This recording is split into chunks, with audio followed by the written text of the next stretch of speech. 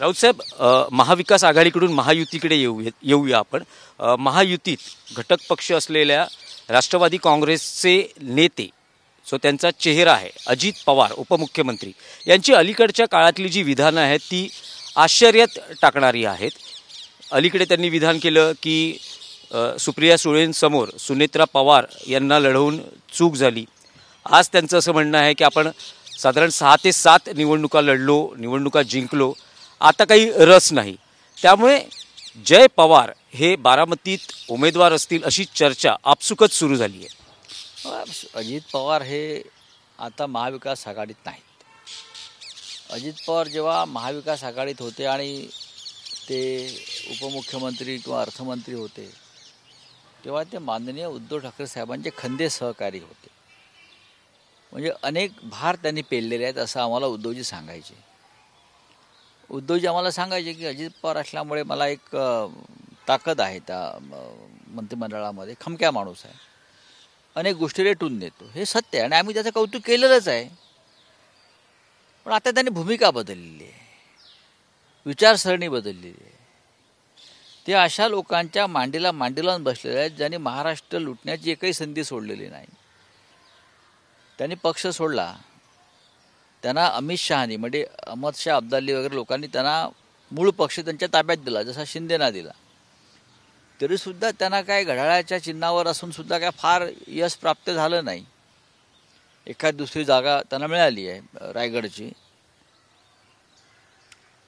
त्याच्यामुळे त्यांना असं वाटत असेल की आपलं राजकारण फसतं आहे किंवा आपण अधिक पुढचं पाऊल टाकलं तर अधिक फसू शकेल आणि आपलं इतके वर्ष आपण जे माननीय शरद पवार साहेबांच्या नावावर जे आपलं भाग्य फळफळलं किंवा जे शिखर आपण गाठलं तर त्यालाही तडा जाईल. आणि मुळात राजकारणामध्ये माणसं निराश होतात पटकन, वैफल्य येतं त्यांना आणि मग त्यातून हे अशी विधानं ते करू शकतात. मला काय त्याच्याविषयी आता मध्यंतरी आमचे देवेंद्र फडणवीससुद्धा अशी प्रकारची काही विधानं करत होते. वैफल्य येतं. मुख्यमंत्र्यांना तर काहीच गमवायचं नाही आहे आणि त्याला मिळाला तोच बोनस आहे. अचानक त्यांना लॉटरीच मटकाच लागला ना, त्याच्यामुळे त्यांना काहीच गमवायचं ना आहे तोपर्यंत त्यांना ते कमवायचं आहे. त्याच्यामुळे त्यांना वैफल्य वगैरे येणार का, ते त्यांना वैफल्य येईल पण राज्याचे निकाल लागल्यावर येईल. नाही पण राऊत साहेब, अजित पवार यांची स्टेटमेंट्स ही घरवापसीचे संकेत मानावीत का? मला असं वाटत नाही. आम्ही जे काय माननीय शरद पवार साहेबांची सातत्यानं बोलत असतो, चर्चा करत असतो, ज्या पद्धतीची भाषा, ज्या पद्धतीचं राजकारण अजित पवारांनी केलं मधल्या काळात, माननीय शरद पवार साहेबांच्या संदर्भातली वक्तव्य असतील, कुटुंबातली वक्तव्य असतील, त्याच्यामुळे फक्त पवार कुटुंब नाही तर महाराष्ट्राचंच मन दुखावलेलं आहे.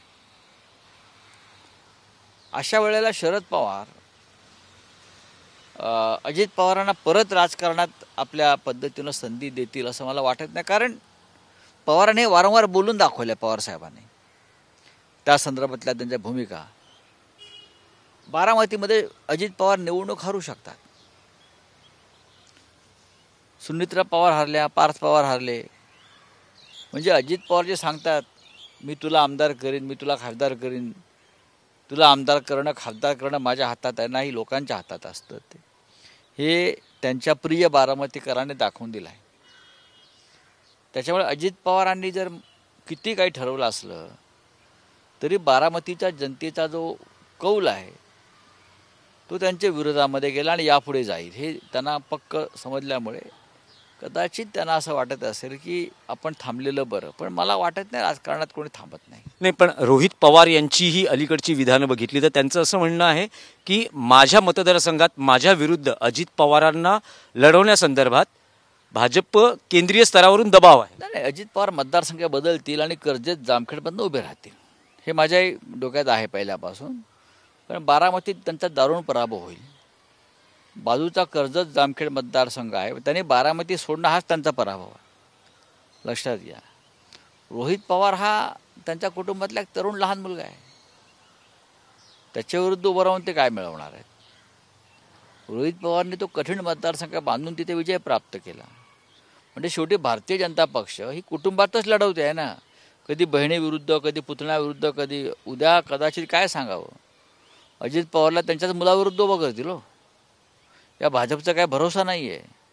हे अत्यंत क्रूर निर्दय मनाचे लोक आहेत राजकारणामध्ये. महाराष्ट्राचं मन जे होतं हे इतकं निर्दय कधीच नव्हतं राजकारणात. हे भारतीय जनता पक्षानं ही विकृती राजकारणामध्ये आणली. मोदी, शहा आणि फडणवीस यांनी महाराष्ट्राचं वाटोळं केलं, मी नेहमी म्हणतो. आणि इतकं सुडाचं राजकारण, घरं फोडण्याचं राजकारण, बदनामीचं राजकारण या राज्यात कधीच झालं नव्हतं.